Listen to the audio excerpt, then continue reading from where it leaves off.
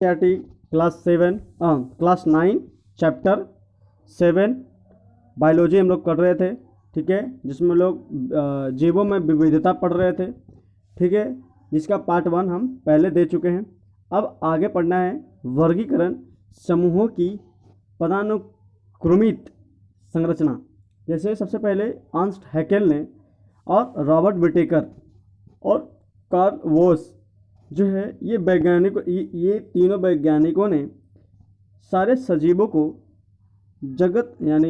को जगत नामक बड़े वर्गों में विभाजित करने का प्रयास किया।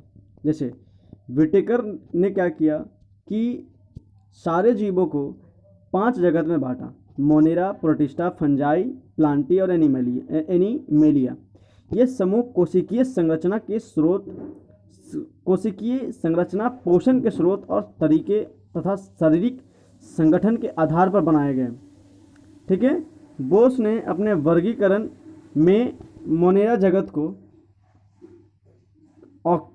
ऑर्की बैक्टीरिया और यूके बैक्टीरिया में बांट दिया गया, जो प्रयोग में लाया जाता है।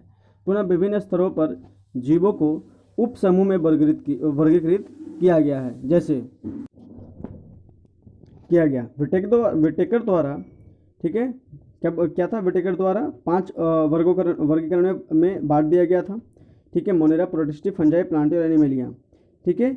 ये समूह कोशिकीय संरचना, पोषण के स्रोत और तरीके तथा शारीरिक संगठन के आधार पर बनाए गए हैं। बोस ने अपने वर्गीकरण में मोनेरा जगत को ऑर्की बैक्टीरिया और यूके बैक्टीरिया में बांट दिया गया, जो प्रयोग में लाया जाता है। विभिन्न स्तरों पर जीवों को उप समूह में वर्गीकृत किया गया, ठीक है। जैसे क्या किया गया कि जगत यानी किंगडम में फाइलम और डिवीजन पादप वर्ग समूह में या वर्ग में बांटा गया। उसके बाद गुण यानी ऑर्डर के आधारित पे, फिर फैमिली के आधारित पे, वंश के आधारित पे, फिर उसके बाद स्पेसिस के आधारित पे। जैसे मान लिया कि अगर मान लिया कि किसी को कहीं आपको किसी से मिलने जाना है, तो सबसे पहले उसके कंट्री का नाम हम जानते हैं, ठीक है, फिर उसके बाद उसके स्टेट का नाम जानते हैं, फिर उसके स्टेट में वो कौन से डिस्ट्रिक्ट में रहता है वो जानते हैं, फिर उस डिस्ट्रिक्ट के किस मोहल्ले में वो रहता है वो जानते हैं, और लास्ट में उसका नाम। तब जाकर के हम किसी भी इंसान से प्रॉपर हम उसकी सारी डिटेल्स जो है बता सकते हैं कि हाँ भाई ये कंट्री में ये जगह पे ये रहता है, ठीक है।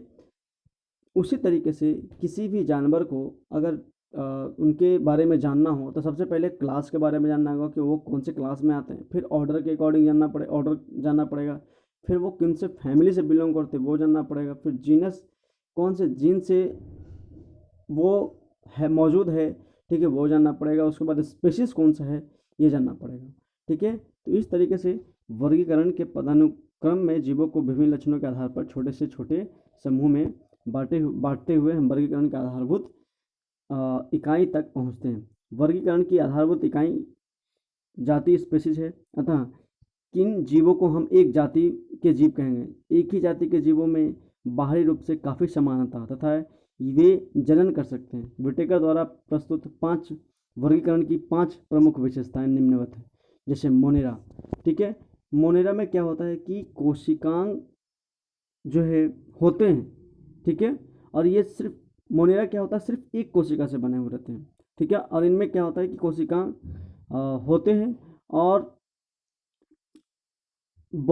ये मतलब यूनिसेलुलर होता है। मोनेरा मतलब कहने का मतलब क्या है कि सिर्फ ये एक कोशिका से बना हुआ रहता है, ठीक है, और इसमें कोई भी कोशिका भित्ति जो है किसी में कोशिका भित्ति पाई जाती है, किसी में कोशिका भित्ति नहीं पाई जाती है। तो इस तरीके से जिसमें कोशिका भित्ति पाई जा रही है या फिर किसी मोनेरा में कोशिका भित्ति नहीं पाई जा रही है, तो इस तरीके से उनकी जीवों की जो संरचना है वो बिल्कुल अलग अलग रूप से आपको देखने को मिलता है, ठीक है। तो इस तरीके का जो जिसमें जैसे हम जानते हैं कि किसी कोशिका में सेल वॉल रहता है और सेल वॉल होने के सेल वॉल और सेल वॉल होने के बाद ही कोई भी पेड़ पौधा जो है वो फोटोसिंथेसिस प्रोसेस कर सकता है।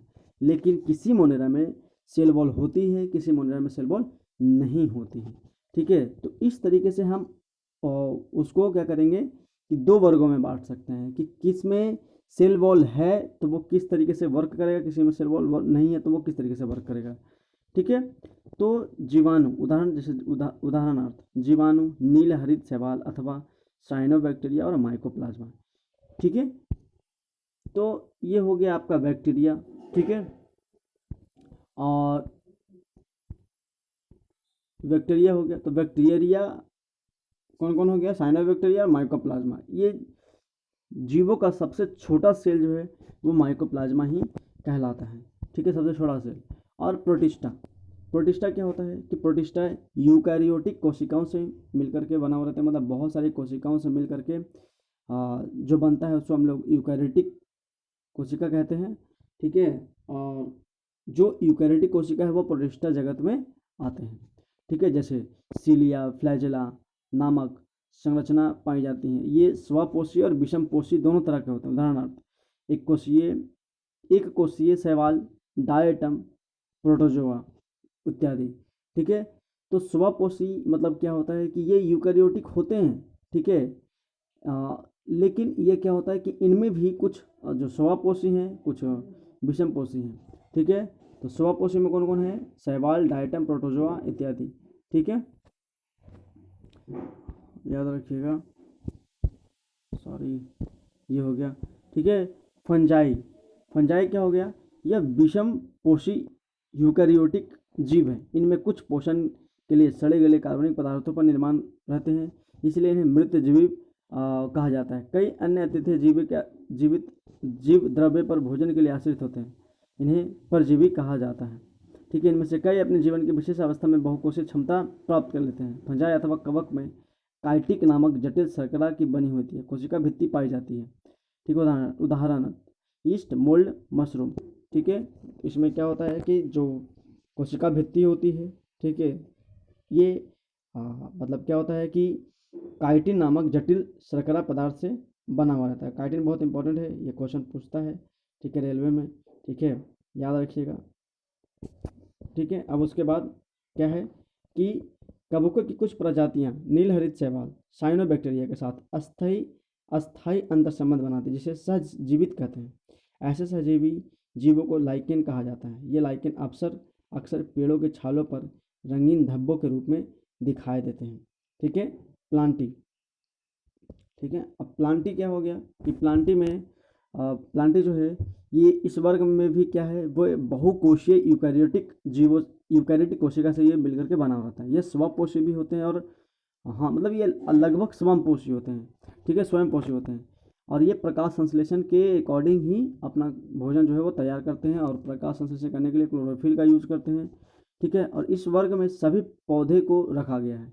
ठीक है, चूँकि पौधे और जंतु सर्वाधिक दृष्टिगोचर होते हैं, अतः इन उपवर्गों को की चर्चा बाद में करेंगे। जैसे जीवधारी।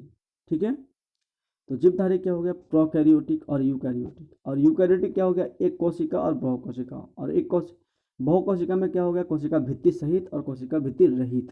ठीक है, और जिसमें सेल वॉल है वो प्रकाश संश्लेषण कर सकता है, और जिसमें सेल वॉल है और कुछ जो है वो प्रकाश संश्लेषण नहीं कर सकता। तो जो प्रकाश संश्लेषण सेल वॉल रहने के बाद कर ले रहे हैं उसको प्लांटी कहा जाता है। ठीक है, और जो प्रकाश संश्लेषण नहीं कर पाते हैं उनको फंजाई के रूप में कहा जाता है। और बहुकोषीय क्या हो गया, कोशिका भित्ति रहित यानी एनीमेलिया। ठीक है, ठीक है, ये हो गया। अब हम एनीमेलिया जो है